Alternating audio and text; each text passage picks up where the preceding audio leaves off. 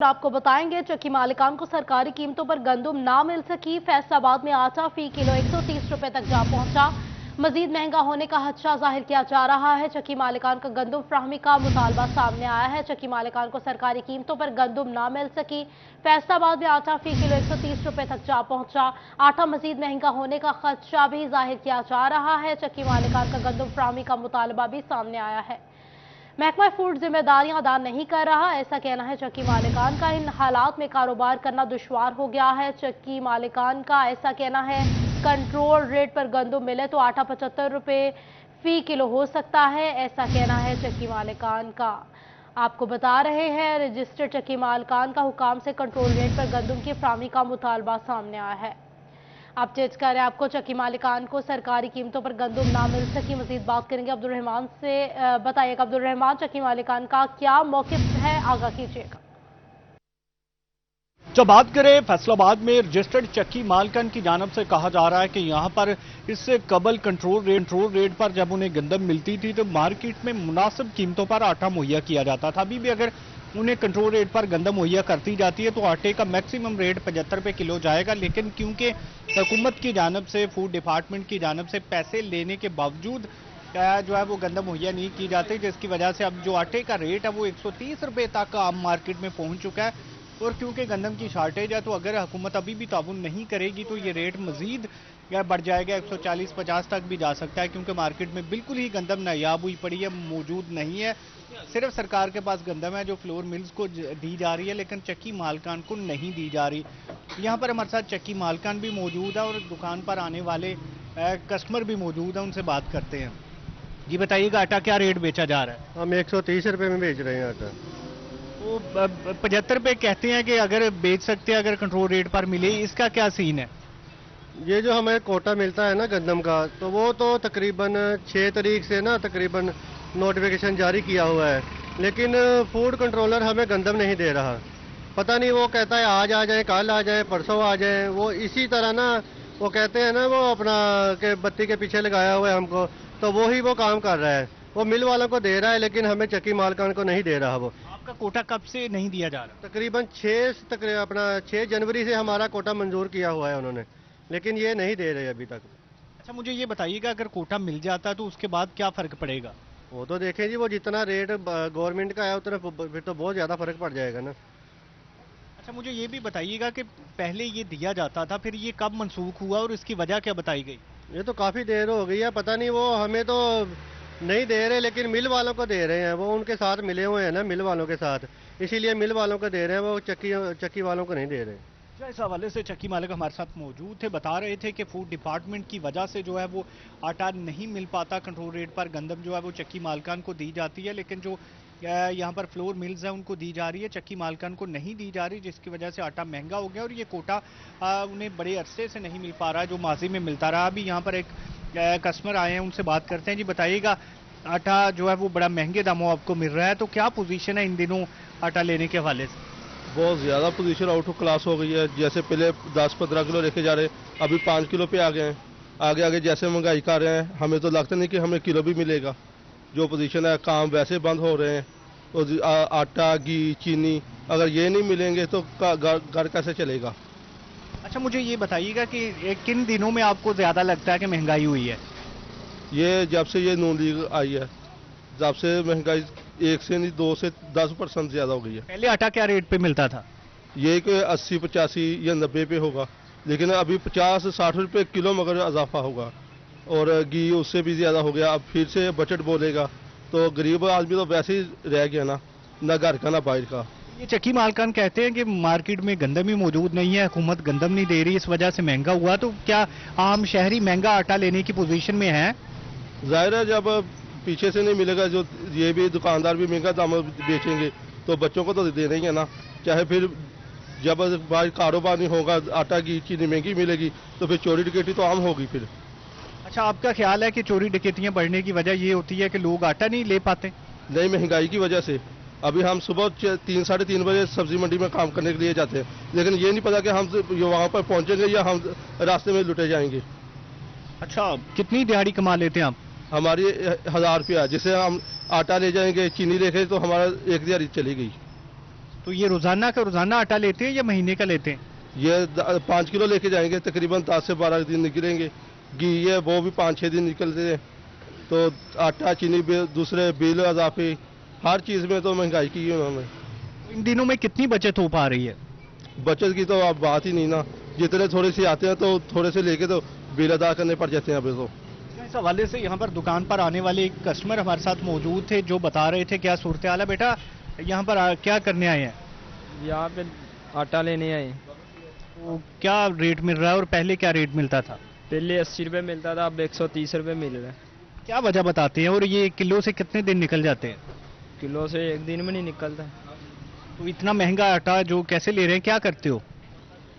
कुछ काम करते हैं, कोई आटा लेना मुश्किल हुआ पड़ा है। पहले 80 रुपये किलो मिलता है, सरकारी गंदम मिलती थी चक्की वालों को, अब वो नहीं दे रहे। अब प्राइवेट कनक महंगी होगी, इसकी वजह से हमें महंगा आटा मिल रहा है। चक्की वाले कह रहे पहले 150 रुपये था, अब 130 रुपये मिल रहा है। तो ये क्या दिहाड़ी करते हो, कितनी दिहाड़ी हो जाती है? घर वाले काम करते हैं इसलिए हम आटा लेने आते हैं, बहुत मुश्किल होती है। इस हवाले से ये बताया जा रहा है कि जिस तरह से जो मसाइल का सामना करना पड़ता है यहाँ पर आम शहरियों को, चक्की मालकान के लिए भी ये मुश्किलात है। उनका ये मौक़िफ़ है कि अगर उन्हें सस्ती गंदम मिलती है तो वो सस्ता आटा देंगे। एक यहाँ पर कस्टमर और भी आए हैं, उनसे भी हम बात करने की कोशिश करते हैं। जी बताइएगा क्या रेट आटा मिल रहा है और पहले किन कीमत पर मिलता था? आटा तो बहुत ज़्यादा महंगा हो गया जी। गरीब आदमी जो है ना वो तो एक टाइम का खाना नहीं खा सकता। तो लेकिन हमारी तो इधर गंदम में हम आटा पिसाने के लिए इधर आए हैं। मुझे बताइएगा जैसे आपने बताया कि आटा बहुत महंगा हो गया, तो गरीब आदमी की क्या सूरत हाल है इन दिनों में? गरीब आदमी इस वक्त यकीन कर जो एक वक्त का खाना नहीं खा सकता, एक वक्त का 160 रुपये तकरीबन आटा पहुंच चुका है। आपको क्या लगता है वजह क्या है? वजह जो पाकिस्तान में माफिया है, माफिया जो वो कंट्रोल नहीं कर रहा है। हमारे जो असिस्टेंट कमिश्नर हैं वो इधर नहीं कंट्रोल कर रहे। लोग अपना अपना रेट लगाकर इधर बैठे हुए हैं। किस रेट पर हो तो आम शहरी की पहुंच में हो सकता है? आम शहरी जितनी तकरीबन हर बंदे की जो सैलरी है ना 18 से 20 हज़ार है तकरीबन, उसमें ना वो घी ले सकता ना वो आटा ले सकता है। अगर आटा 75 रुपये 80 रुपये हो तो फिर लिया जा सकता है? ले तो अब भी ले रहे हैं, लेकिन अगर 80-75 हो जाए तो वो ले सकते हैं आसानी से। ज़रा अब चाहिए हमारी गवर्नमेंट से ये अपील होना चाहिए, गरीब आदमी जो है ना वो ऐसे वक्त बहुत मुश्किल में है। इस हवाले से ये कस्टमर बता रहे थे कि यहाँ पर आटा जो पहले 75-80 रुपये मिलता था वो तो लिया जा सकता था, लेकिन अब इतनी ज्यादा जो कीमत बढ़ चुकी है तो उस हवाले से लेना जो है वो मुश्किल हुआ पड़ा। और चक्की मालिकान को आटा नहीं दिया जाता, मिल मालिकान को आटा दे दिया जाता है, ऐसा कहना है चक्की मालिकान का। अब्दुल रहमान बता रहे थे, शुक्रिया आपका।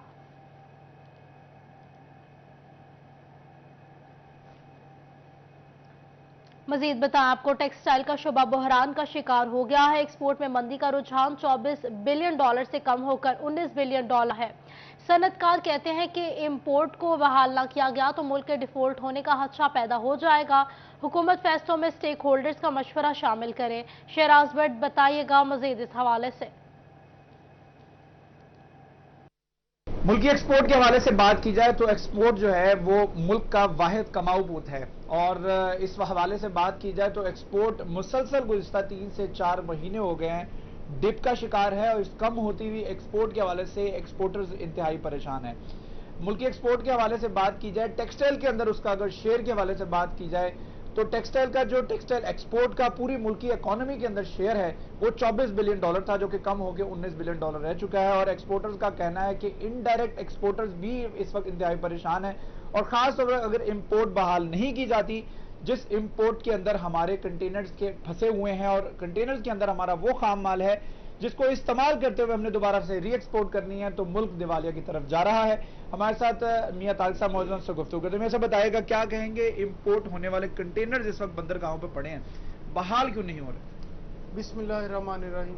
काफ़ी दफ़ा ये रोना रो चुके हैं पिछले 3-4 माह से, तो कंटिन्यूसली जब से इसहाक डार साहब आए हैं, डॉलर को इन्होंने कैप ऑन किया था, अब इन्होंने कैप वो ख़त्म भी कर दिया है, डॉलर का डिफरेंस ख़त्म हो भी गया है, लेकिन गवर्नमेंट के पास सॉरी टू से इंपोर्ट को बहाल करने के लिए डॉलर ही नहीं है।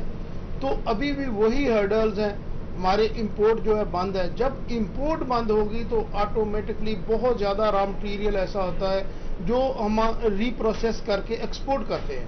तो चेन होती है, हमारी एक्सपोर्टर्स की चेन होती है। कुछ डायरेक्ट एक्सपोर्टर होते हैं तो वो भी इनडायरेक्टली काम करवाते हैं। तो जब आपकी चेन डिस्टर्ब होगी तो आपकी एक्सपोर्ट डिस्टर्ब होगी। अभी आपने अदादोशुमार बता दिए हैं कि 24 बिलियन से कम होगा 19 बिलियन, ये आप पुराने बता रहे हैं। अच्छा। इससे भी कम हो गई एक्सपोर्ट। एक्सपोर्ट जब आपकी नहीं होगी तो आपके रिजर्व नहीं आएंगे, ज़र मुबादला नहीं आएगा, मुल्क जो है इकोनॉमिकली डिफॉल्ट हो जाएगा। आप ये बताएं कि हमें चाइना से अभी एड मौसूल हुई है, इसके बाद हमारे जो है वो बैंकों के अंदर डॉलर्स भी आना शुरू हो गए हैं, चीजें स्टेबल होना शुरू हो गई हैं, 275 रुपए से 260 रुपए पर डॉलर आ गया है, तो फिर भी उसके बावजूद उसके नताइज नजर नहीं आ रहे। सर ये सारी मसनूई चीज़ें हैं, ये अदादोशुमार हैं जो ये हुक्मरान, ये फॉरेन मिनिस्टर्स, ये हमारे मिनिस्टर्स जो रेवेन्यू मिनिस्टर्स ये कहते रहते हैं, इसका इम्पेक्ट प्रैक्टिकली बाजार में नहीं है। आज भी जो चीज़ें हैं, हमारा यान है, प्रिंटिंग के लिए इंक है, हमारे स्पेयर पार्ट हैं, वो आज भी नायाब हैं, महंगे हैं। अगर तो हमारा डॉलर सस्ता हो तो चीजें भी सस्ती होनी चाहिए। डॉलर अगर सस्ता होता है तो चीजें भी सस्ती होनी चाहिए। डॉलर 275 रुपए से 260 रुपए पर आ गया है। चाइना की तरफ से भी 700 मिलियन डॉलर की एड मिली है, उसके बावजूद भी हालात बेहतरी की तरफ नहीं जा रहे हैं। एक्सपोर्टर्स और कारोबारी हजरात की जानिब से हुकूमत से मुतालबा किया जा रहा है कि बंदरगाहों पर पड़े करोड़ों रुपए फैसलों में स्टेक होल्डर पर भी शामिल करें, ऐसा कहना है सनतकारों को। शराज, बहुत शुक्रिया आपका।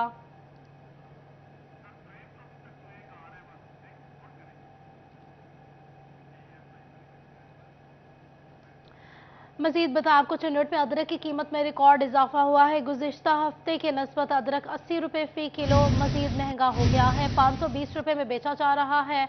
आपको अपडेट कर रहे हैं, 520 रुपए से बढ़कर 600 रुपए फी किलो हो गया है। लहसुन 430, टमाटर में 10 रुपए किलो इजाफा हुआ है, 50 से 60 रुपए फी किलो हो गए हैं। महंगाई के हमारे खरीदार शदीद परेशान हैं। आपको बता रहे हैं गुज़िश्ता हफ्ते की निस्बत अदरक 80 रुपए फी किलो मजीद बढ़कर 520 से 600 रुपए फी किलो हो गया। लहसुन 430, टमाटर में 10 रुपए फी किलो इजाफा हुआ है, 50 से 60 रुपए फी किलो हो गए हैं। महंगाई के हमारे खरीदार शदीद परेशान हैं। आपको बता रहे हैं गुज़िश्ता हफ्ते की निस्बत अदरक की कीमत में 80 रुपए फी किलो इजाफा हुआ है। अदरक 520 से बढ़कर 600 रुपए फी किलो हो गया है। बात कर लेते हैं बाबर मुनीर से। बाबर, बताइएगा कीमतों के हवाले से। उस महंगाई में मजीद इजाफा हो रहा है, खरीदार परेशान है। चिन्नौट की सब्जी मंडी में सब्जियों की कीमतें भी बढ़ गई हैं। अदरक की कीमत जो है वो 560 रुपये तक पहुंच गई है। इसी तरह जो फड़ी हैं उनके भी अपने अपने रेट हैं। खरीदार परेशान नज़र आ रहे हैं। उनका कहना है कि रेट लिस्ट की हद तक कीमतें कम हैं। शहरी मौजूद हैं, उनसे बात करते हैं। हाजी साहब, क्या कहेंगे, अशिया खुर्दोनोश की कीमतें बढ़ी हैं, कम हुई हैं? ये बढ़ी हैं जी, कम नहीं हुई, बढ़ी है। अगर प्याज का कुछ रेट थोड़ा सा कम हुआ है तो वही अदरक बहुत ज़्यादा हो गया, 530, 40, 30 पे बिक रहा है अदरक। अब गरीब आदमी परेशान है, 100 रुपए किलो से कम कोई सब्जी नहीं है, हर बंदा परेशान है। क्या मुतालबा करेंगे? यही मुतालबा कि सख्ती की जाए, देखा जाए, आड़तियों की तरफ भी देखा जाए, और दूसरे ये सब्जी जो बेचते हैं सारे, इन पे भी नज़र रखी जाए। ये भी 20 रुपए किलो वाली चीज़ 40 रुपए किलो बेचते हैं। भाई यही हालात है, कुछ सख्ती हो इन पे, तो महंगाई का जोर टूटे, गरीब आदमी सांस ले। रेट लिस्ट भी उस्ताद जी 5 रुपए की मैं आप बेचता रहा, मजदूर आदमी है, मैं भी 10 रुपए की अगे बेच दिंदा सी, हुण 20 रुपए की कर दी है। कमेटी वाले ने भी खून चूसिया साडा, बिला वजह ही 20 रुपए की पर्ची, और बाद जो पता ही बिल्कुल जी। बाबर अपडेट कर रहे थे, शुक्रिया आपका। जंग में गिरफ्त फरोशों के खिलाफ क्रैकडाउन जारी है। 24 घंटों के दौरान मजीद 19 गिरफ्त फरोश गिरफ्तार कर लिए गए हैं। जखीरा अंदोजी के इल्जाम में 2 FIRs भी दर्ज की गई हैं। बात कर लेते हैं अवैस खान से। अवैस, बताइएगा। जंग में डिप्टी कमिश्नर अब्दुल्ला खुरम नियाजी की हिदायत पर गिरफ्तार फरोशों के खिलाफ प्राइस कंट्रोल मजिस्ट्रेट्स की जानिब से क्रैकडाउन का अमल जारी है। गुज़श्ता 24 घंटों के दौरान जो है 19 गिरफ्तार फरोशों को गिरफ्तार किया गया, जबकि 2 रोज कबल भी 35 गिरफ्तार फरोशों को गिरफ्तार किया गया था। 24 घंटों में जखीरा अंदोजी के इल्जाम में 2 FIR भी दर्ज की गई हैं, जबकि करीबन जो है 50,000 के करीब जुर्माने भी आयद किए गए हैं। डिप्टी कमिश्नर की जानिब से प्राइस कंट्रोल मजिस्ट्रेट्स को कार्रवाइयां जारी रखने की हिदायत जारी की गई है।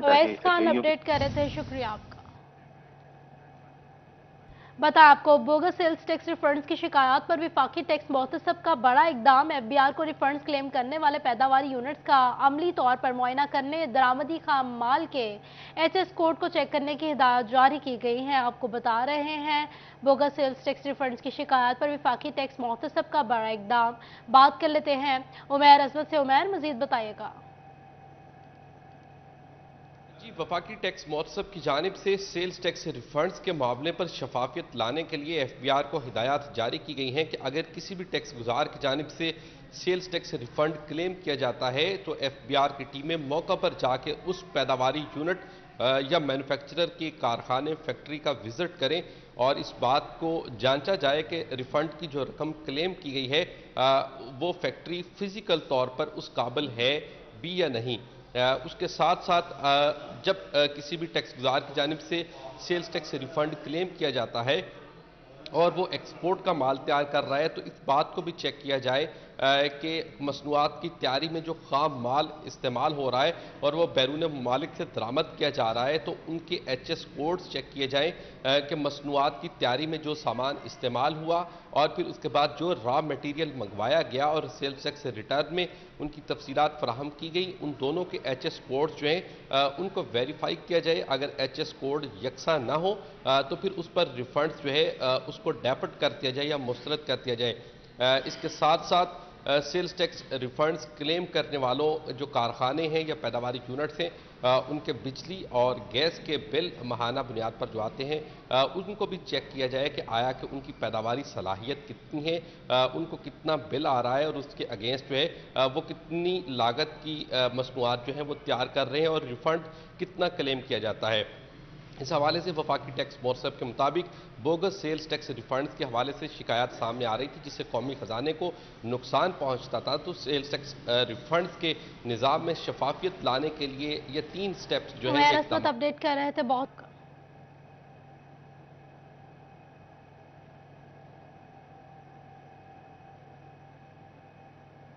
फेस्को में भर्तियों के ख्वाहिशमंद माजूर अफराद के लिए अच्छी खबर। 388 असामियों पर माजूर अफराद की भर्तियों के लिए दरख्वास्तें देने की तारीख में तौसी कर दी गई है। बात कर रहे थे अवैस अली से। अवैस बताइएगा इस तौसी के हवाले से। जी बिल्कुल, फेस्को में भर्तियों के ख्वाहिशमंद माजूर अफराद के लिए अच्छी खबर है। इसी वाले से फेस्को की जानिब से माजूर कोटा पर 388 असामियों पर भर्तियां करने के हवाले से जो इश्तिहार है वो जारी किया गया था और अब जो है वो भर्तियों के लिए दरख्वास्तों की आखिरी तारीख में तौसी कर दी गई है। 6 मार्च तक जो है वो उम्मीदवारान NTS की वेबसाइट पर अपनी दरख्वास्तें जो हैं वो जमा करवा सकते हैं। इसी वाले से ऑफिस क्लर्क, बिल डिस्ट्रीब्यूटर और इसके साथ साथ ALM समेत दीगर दफातर में जो है वो मजदूर अफराद को भर्ती किया जाएगा। लमसम पॉलिसी के तहत जो है वो 388 असामियों पर जो है वो मजदूर अफराद को भर्ती किया जाएगा। इसी वाले से फेस्को हुकाम का यही कहना है कि chairman board of directors Malik Tehseen Awan की हदायत पर 388 असामियों पर मजदूर अफराद की भर्तियों के हवाले से जो तरीकाकार है वो शुरू कर दिया गया है और NTS के ज़रिए ही जो है वो 388 असामियों पर अमला जो है वो भर्ती किया जाएगा। 8 मार्च जो तक का जो वक़्त है वो दिया गया है ताकि जो मजदूर अफराद पर भर्तियों के ख्वाहिशमंद अफराद हैं वो अपने तमाम तर कवायफ जो हैं वो पूरे अपडेट कर रहे थे। शुक्रिया आपका।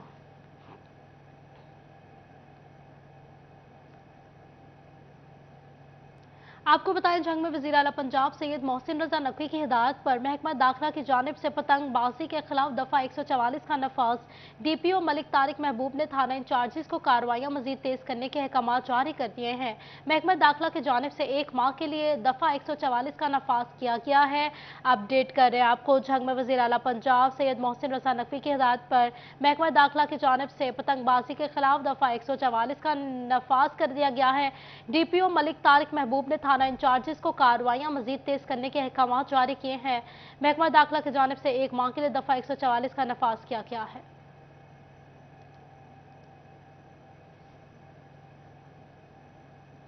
शोरकोट में मुख्तलिफ शाहराहों पर मौजूद तजावुजात के खिलाफ ऑपरेशन। असिस्टेंट कमिश्नर न्याज अहमद के अहकाम पर म्यूनसिपल कमेटी अमले ने तजावुजात को हटाना शुरू कर दिया।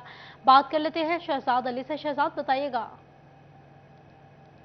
में मुख्तलिफ शाहराहों पर दुकानदारों की जानिब से जो तजावज़ात कायम कर दी गई थी उसके खिलाफ जो है असिस्टेंट कमिश्नर शोकोर नियाज़ अहमद की जानिब से ग्रैंड ऑपरेशन जो है वो जारी है। मुख्तलिफ शाहराहों से जाके ये जो रेहड़ी वालों की तरफ से या दीगर जो तजावज़ात है उन्हें फौरी तौर पर खुद हटवा भी रहे हैं। और इसी सिलसिले में आज पुराना हॉस्पिटल के पास भी ग्रैंड ऑपरेशन किया गया इनकी जानिब से। तो मेरे साथ इस वक्त असिस्टेंट कमिश्नर शोकोर नियाज़ अहमद मौजूद है, इनसे जानते सर ये बताइएगा ये बहुत बड़ा चैलेंज था आपके लिए, तो किस हद तक इसको कंपेयर को आप लेके चलेंगे? बिस्मिल्लाहिर्रहमानिर्रहीम जी, ये डिप्टी कमिश्नर अब्दुल्ला खुरम नियाज़ी साहब की खुसूसी हिदायत पर तहसील शोरकोट में मैंने तजावज़ात के ख़िलाफ़ ऑपरेशन स्टार्ट किए हैं। तो ये बहुत बड़ा ऑपरेशन था और तकरीबन कोई अरसा 15 से 20 साल हो गए हैं वहाँ पे ये लोग काबज़ बन के बैठे हुए थे और वहाँ पे जो हॉस्पिटल था, हॉस्पिटल की सारी बिल्डिंग को अपने कब्ज़े में लिया हुआ था।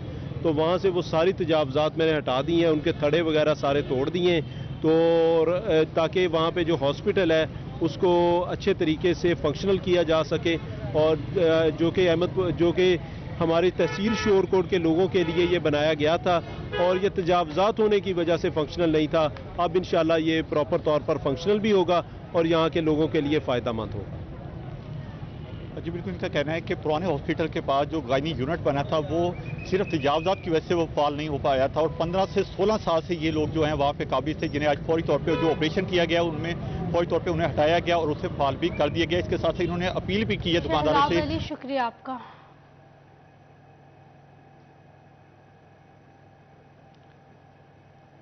फैसलाबाद में नाश्ता पॉइंट्स पर रश लग गया है। हलवा पूरी के शौकीन का नाश्ता पॉइंट्स का रुख कर लिया गया है। गरम गरम हलवा पूरी दिल लुभाने लगी है। बात कर लेते हैं मरियम रजा से। मरियम बताइएगा। के दिन को जो है एंजॉय करने के लिए शहर फैसलाबाद अपनी फैमिलीज के साथ, अपने दोस्तों के साथ मुख्तलिफ नाश्ता पॉइंट का रुख करते हैं ताकि मज़ेदार नाश्ते जो है देसी खाने खा सके, तो उसके साथ साथ अपने दिन का आगाज़ जो है वो भी खूबसूरत तरीके से कर सके। मेरे साथ एक फैमिली मौजूद है, उनसे बात करते हैं और उनसे पूछते हैं। मुझे बताइएगा कि सुबह सवेरे नाश्ते में जो है ज़्यादा क्या पसंद है, स्पेशली संडे के दिन? संडे में तो नाश्ता बच्चे जो हैं वो हलवा पूरी और नान चने पसंद करते हैं और हम यूजुअली यहाँ पे आते हैं। महीने में तकरीबन एक दफ़ा इनका दिन होता है कि ये सुबह के टाइम नाश्ता करें, तो यहाँ आ जाते हैं तो फिर नाश्ता ही यहाँ पर आके मज़ेदार नाश्ता करें। एक छोटी सी बच्ची हमारे साथ मौजूद है। मुझे बताओ कि नाश्ते में क्या खाते हो और आज अम्मा पापा के साथ बाहर आए हो?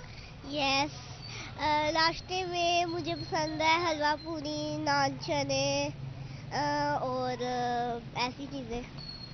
जी बिल्कुल, बच्चों को हलवा पूरी पसंद है। इनकी अम्मा भी मौजूद है, उनसे बात करते हैं। मुझे बताइएगा, आज आपको आखिरकार नाश्ता बनाने से छुट्टी मिल गई, क्या कहेंगी कि नाश्ता जो है किस तरह से एंजॉय किया जाता है? संडे के दिन सुबह आते हैं, कोशिश होती है हर संडे बच्चों के साथ सुबह का नाश्ता करें और मुझे भी एक दिन किचन से फ्री होने का मौका मिल जाता है और बच्चों के साथ आए हैं, एंजॉय कर रहे हैं नाश्ते। बिल्कुल, बच्चों के साथ आए हैं और किचन से जो है सुबह के औकात में छुट्टी मिल गई है। वालिदैन अपनी फैमिली के साथ यहाँ पर आते हैं ताकि अपने संडे के दिन को बहुत शुक्रिया मरियम अपडेट करने के लिए। आपको बताएं, सेहतमंद माशरे तश्कील और सस्ती सब्जियों की फ्राहमी के लिए आज के दौर में किचन गार्डनिंग का फ़रोग ज़रूरी हो गया है। ग्रीन गोल्ड एग्री सीड्स की जानिब से किचन गार्डन का इफ्तिताह हुआ। तो मेरे साथ इस वक्त जो है साबिक सदर चैम्बर ऑफ कॉमर्स की राना सिकंदर मौजूद है।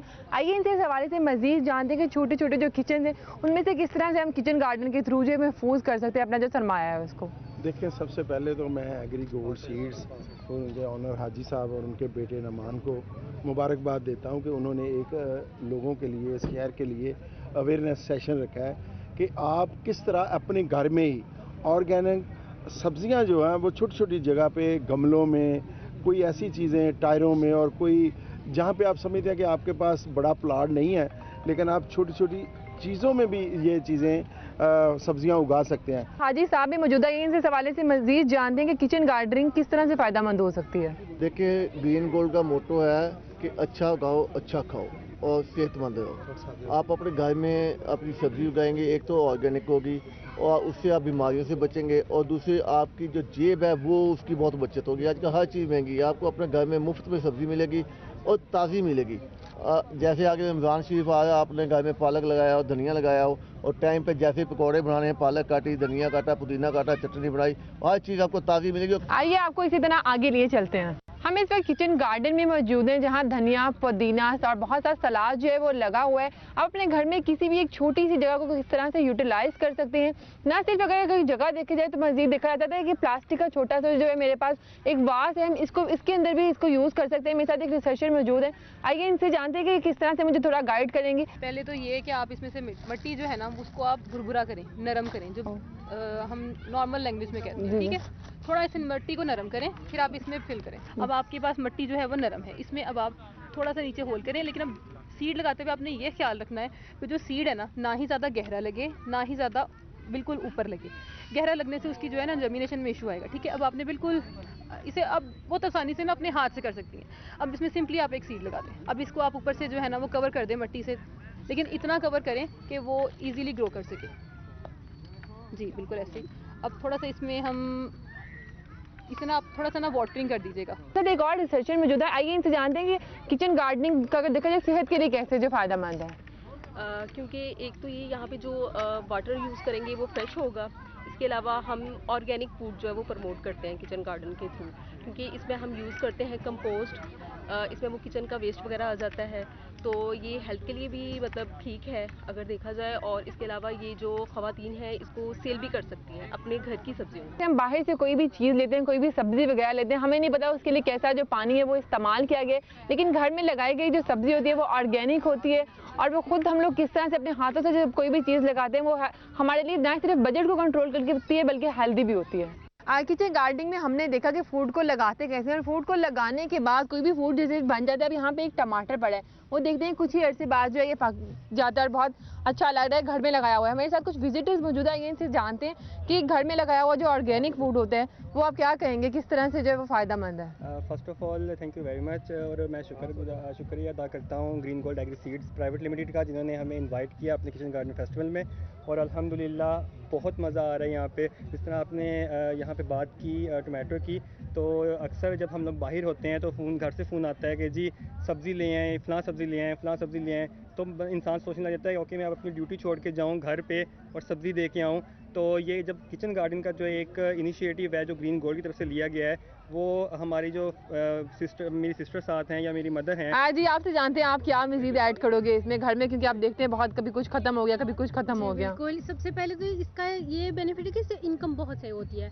घर में आपके लगा होगा, अगर आपके घर में कोई चीज़ ख़त्म हो गई है तो आपको ये अपने हस्बैंड को या ब्रदर को कॉल करके नहीं कहना पड़ेगा जी आप ये ले आएँ, और वो अपनी ड्यूटी छोड़ के स्पेशल आपको देने आएंगे। आप कोई घर लगाए आप उसको वहाँ से लें और आप लोग मतलब बहुत फ़ायदेमंद साबित हुआ। आप बहुत शुक्रिया, आपने अपना व्यू शेयर किया कि हमने जाना आज किचन गार्डनिंग जो है वो कितनी फ़ायदेमंद हो सकती है।